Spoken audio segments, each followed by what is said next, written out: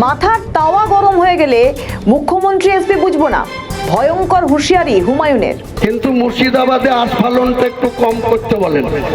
আমি যেদিন ময়দানে মুসলমানদের নিয়ে নেমে যাব না, সেদিন এমন ছাতা বাঁধা মাছ শুরু করব যে আপনাদের পতাকা বহন করার লোক থাকবে না। কে শুনলেন, হুমায়ুন আছেন হুমায়ুনেই।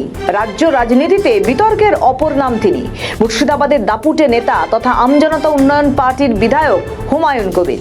বরাবর একাধিক মন্তব্যের জন্য খবরের শিরোনামে। বদলের বাংলায় হুমায়ুনের কোনো পরিবর্তন নেই, রয়েছে সেই দম্ভ, বেড়েছে দ্বিগুণ মেজাজ, বিজেপিকে নিশানা করে বেলাগাম হুমকি। তার এই ভয়ঙ্কর হুঁশিয়ারি 2026 বিধানসভা নির্বাচনে তৃণমূল থেকে বহিষ্কৃত হয়ে নিজের নতুন দল গড়ে জয়ী হওয়ার পরও তার স্বভাবসিদ্ধ বেলাগাম মন্তব্যের ধার যে বিন্দুমাত্র কমেনি, তা ফের প্রমাণিত।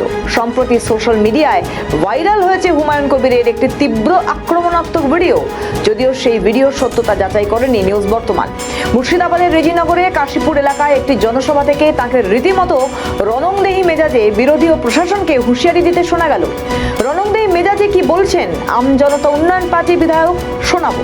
আমি শুভেন্দু অধিকারীকে সেদিন বলেছি যে আপনি ভোটে জিতেছেন, আপনার দল জিতেছে, খুব ভালো কথা, কিন্তু মুর্শিদাবাদে আস্ফালনটা একটু কম করতে বলেন।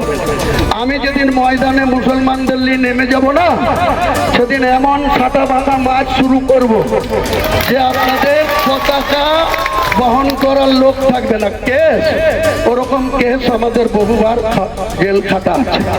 1000 লোককে আপনি বহরমপুর সেন্ট্রাল জেলের যে আয়তন, তাতে 4700-র বেশি 4800 লোক ধরে না। লাখ লাখ লোককে রাস্তায় নিয়ে নামাবো আর ছাটা ভাঙা মাছ দেবো আর জেলে যাব। কদিন জেলে রাখতে পারেন, কত খাওয়াতে পারেন। যখন ভারত ছাড়ো আন্দোলন হয়েছিল 1942 সালে, তখন তো বিজেপির ব ছিল না। বিজেপির বিরুদ্ধে হুমায়ুনের ঝাঁজ তীব্র এবং স্পষ্ট। মুর্শিদাবাদ জেলা বিজেপি সভাপতি এবং পুলিশ প্রশাসনকে চ্যালেঞ্জ ছুড়ে বললেন, কেস দেবেন?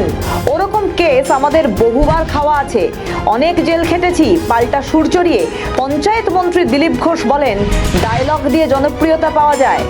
মমতা ব্যানার্জিও এরকম বলেছিলেন যে এমন করো যাতে বিজেপি বলবে না নিজেকে। ভাইপোও বলেছিলেন যে বিজেপি ভুলে যাবে, ছেড়ে দেবে। তারা এখন ভুলে গেছে, তাদেরকে লোক ভুলে গেছে।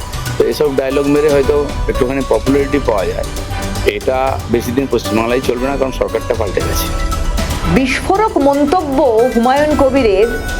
একা হুমায়ুন কবির এই বিস্ফোরক মন্তব্য করেননি, একই রকম হুঁশিয়ারি দিয়েছিলেন সম্প্রতি উচ্চশিক্ষামন্ত্রী জগন্নাথ চট্টোপাধ্যায়ও। বলেছিলেন, কলেজে ভর্তি বা নিয়োগে দুর্নীতির সঙ্গে যুক্ত ব্যক্তিদের একটি নির্দিষ্ট শব্দ ব্যবহার করে তিনি বলেছিলেন যে তাদের বিরুদ্ধে ব্যবস্থা নেওয়া হবে। আক্রমণ পাল্টা আক্রমণে উত্তপ্ত এখন রাজ্য রাজনীতি। আমাদের ভিডিও ভালো লাগলে লাইক ও শেয়ার করুন, কমেন্ট সেকশনে আপনাদের মতামত জানান। আরও ভিডিও পেতে আমাদের চ্যানেলটিকে সাবস্ক্রাইব করুন এবং প্রতি মুহূর্তে খবরের আপডেট পেতে প্রেস করুন বেল আইকন।